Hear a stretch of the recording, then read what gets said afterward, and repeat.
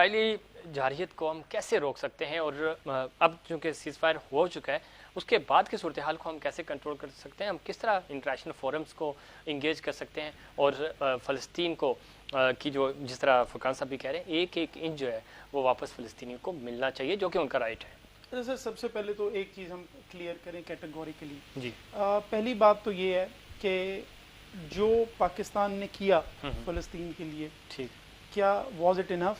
Absolutely. जो पाकिस्तान कर सकता था उसने किया, और अपने फ़लस्तीनी भाइयों के लिए पूरी दुनिया में आवाज़ उठाई। फ़लस्तीन के लिए, अक्सा के लिए, और किसी के लिए, फ़लस्तीन के लिए। सर देखिए, अच्छा, अक्सा हमारे लिए एक बड़ा मुकद्दस मकाम है, ठीक है ना।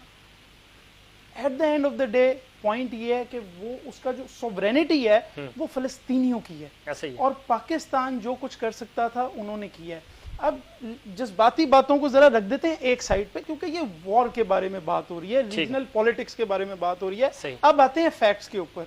फैक्ट्स क्या है? फैक्ट्स ये हैं, यूएई रिकॉग्नाइज कर चुका है, ठीक है, ठीक है। फैक्ट्स ये हैं, मोरक्को रिकॉग्नाइज कर चुका है। फैक्ट्स ये हैं, कुवैत रिकॉग्नाइज कर चुका है। फैक्ट्स ये हैं, कतर के ट्रेड रिलेशंस हैं।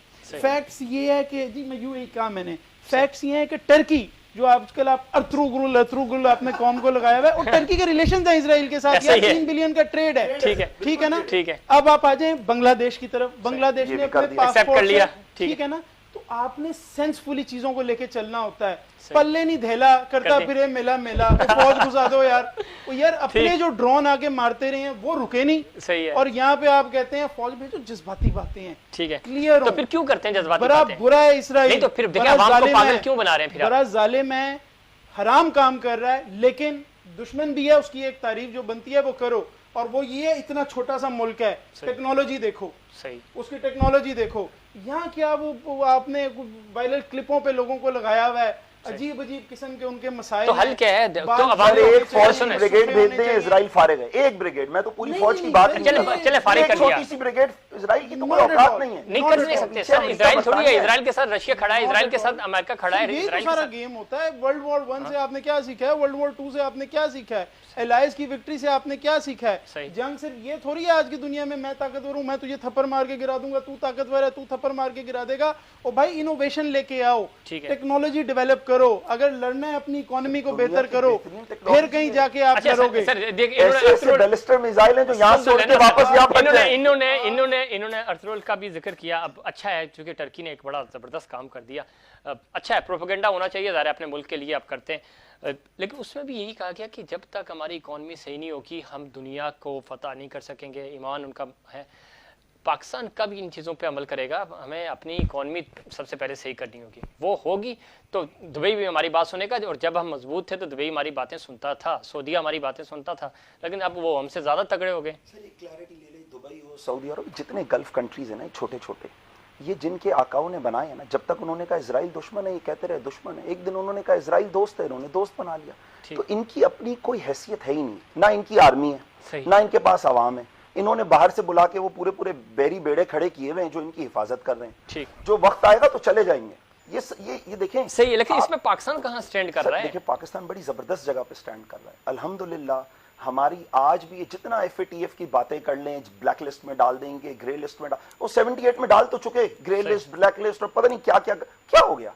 आज भी पाकिस्तान कुछ भी नहीं तो है 20%, सर 80% तो अल्हम्दुलिल्लाह लोकल ट्रेड है। हम आपस में ले बेच कर ले, हमारा गुजारा हो जाएगा। हमें डॉलर बेस्ड इकोनॉमी की जरूरत ही नहीं है। इनको बोले भाई हमारी जान छोड़ दो तुम लोग, तो मजबूरी है ना फिर। डॉलर चूंकि IMF डील ही डॉलर में कर रहा है। मैं काइंडली आपको बताऊं सर कि ठीक है, जज्बात अपनी जगह होने चाहिए, बड़ी अच्छी बात है, लेकिन उसको रेशनल डिसीजन मेकिंग के ऊपर उसको सबकत नहीं दी जा सकती। आपने इस बात को समझना है कि अनलेस आप सेल्फ सफिशिएंटली डेवलप होते हैं आप चीज़ों को नहीं कर सकते। आप अगर इसी तरह जंगों में घुसते रहेंगे और अपनी आर्मी डिप्लॉय करते रहेंगे एक ऐसी पोजीशन से जहां से आपकी विक्ट्री जो है वो प्रोबेबल नहीं है। सर आप जैसे जो पढ़े लिखे लोग हैं ना, वो नहीं है हमारे पास अच्छी फौज ही है। करना है ना, तो कहां से आएंगे? ये कौन है जो लॉबिंग करेंगे? ये आपने अब ये या तो फिर आप हार मान के बैठ जाए ना, या तो फिर आप ये फैसला करें कि कायदे आजम ने इस मुल्क के बारे में जो सोचा था, पढ़े लिखे लोग कहाँ से लाएं जो लॉबिंग करेंगे? सर आपको खुद बनानी पड़ेगी। इजराइल भी तो आपके साथ ही बना था। कौन बनाएगा? आप बता दें, कोई एक है आपकी हुकूमत इस पे काम कर रही है? 122nd आबादी है, लॉबिंग के ऊपर कोई काम कर रही है? सर हम खुद क्या कर रहे हैं, लेट्स बी, हम तो कर रहे हैं ना, प्रोग्राम अपने हिस्से का कर रहे हैं, हम हाँ, यही करेंगे। इसके अलावा क्या देखिए, अल्लाह ने ताकत दी है, जितनी ताकत दी है वो हम कर रहे हैं। मैं आपको बताऊं, कह रहे हैं वो बस अब मैं आपको बताऊं, इनोवेशन की इस मुल्क के अंदर कोई अहमियत नहीं है, टेक्नोलॉजी की इस मुल्क के अंदर कोई अहमियत नहीं है, ठीक है ना। यहाँ पे आपको अजीब अजीब पागल किस्म का आदमी मिलेगा। कोई कहेगा मैं अभी कुत्ते से बात करके आया हूँ, कोई कहेगा मैं अभी कौवे से बात करके आया हूँ, ठीक है, कोई कहेगा मैं अभी रॉकेट ऊपर फेंक के आया हूँ, वो रॉकेट अभी जाके इजराइल पे गिरेगा और आपको उसके ऊपर 1-1 लाख कमेंट्स मिलेंगे कि माशाअल्लाह। लेकिन सही मानों में ब्रिस्टर, चूंकि प्रोग्राम खत्म हो रहा है, सही मानों में ये बता दें कि हम लॉबिंग कब करेंगे? पिछले प्रोग्राम में अभी मेरी आपसे यही बात हुई थी, फुरकान साहब से भी यही बात हुई थी कि हम लॉबिंग फंस यही रहे ना कि इंटरनेशनली हम आप कैसे अपना मुकदमा पेश कर सकें, जंगों से काम नहीं चलेगा। नहीं सर देखें, कई जगहों पे हमने अपना मुकदमा बड़ी अच्छी तरह पेश किया। मैं आपको 3-4 मिसालें दे सकता हूँ। हजूर आका सल्लल्लाहु अलैहि वसल्लम की इज्जत और आबरू के लिए अगर कोई मुल्क खड़ा हुआ ना, पाकिस्तान हुआ, वो एक अलग बात है कि हुकूमत घबरा गई, ये फ्रेंच एम्बेसडर को एक्सपेल नहीं कर सकी। वंस अगेन आपके इकोनॉमिक प्रॉब्लम्स हैं, इस वजह से आप नहीं कर सके, करना चाहिए था। इकोनॉमी कैसे बेहतर करेंगे? इसी तरह फलस्तीन पे जिस तरह पाकिस्तान खड़ा हुआ, और कौन सा मुल्क खड़ा हुआ है जो इजराइल की पोजीशन पाकिस्तान की नजर में है और फलस्तीन की जो पोजीशन पाकिस्तान की नजर में है, वो तो पीएलओ और हमास की नहीं है। पीएलओ और हमास 1967 के बॉर्डर्स मानने को तैयार है। वेस्ट बैंक से सॉवरेनिटी जो जॉर्डन की थी वो वापस ले चुके हैं। गाजा स्ट्रिप से जो सॉवरेनिटी इजिप्ट की थी वो वापस ले चुके हैं।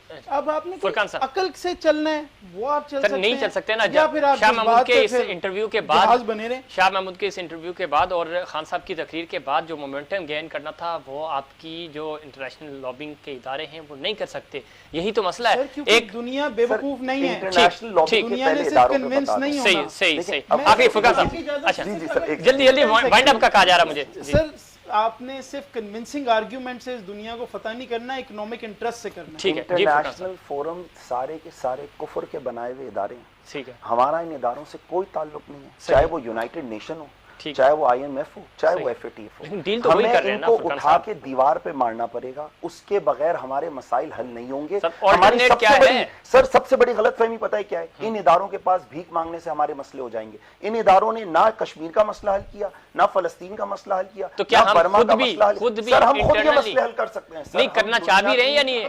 सर करना चाह रहे हैं या नहीं चाह रहे हैं? सर नहीं चाह रहे। सर अवाम चाह रही है, अवाम बेचारों के पास है ही कुछ नहीं है, वो क्या करेंगे? कल भाई की मिले कहाँ मिल रही है? सर आप आज लोगों को ऐलान कर दें कि कश्मीर जाना है और हमारी फौज को बोले बॉर्डर खाली कर दो, श्रीनगर हमारे लोग खुद आजाद करा दें। साहब आपका बहुत शुक्रिया, बैरिस्टर अली ताहिर साहब बहुत शुक्रिया। नाज़रीन ये था हमारा आज का प्रोग्राम। उम्मीद करता हूँ दीगर प्रोग्राम की तरह आज का प्रोग्राम भी आपको पसंद आया होगा। मुझे और इनसाइड पाकिस्तान की पूरी टीम को दीजिए इजाजत। अल्लाह निगहबान।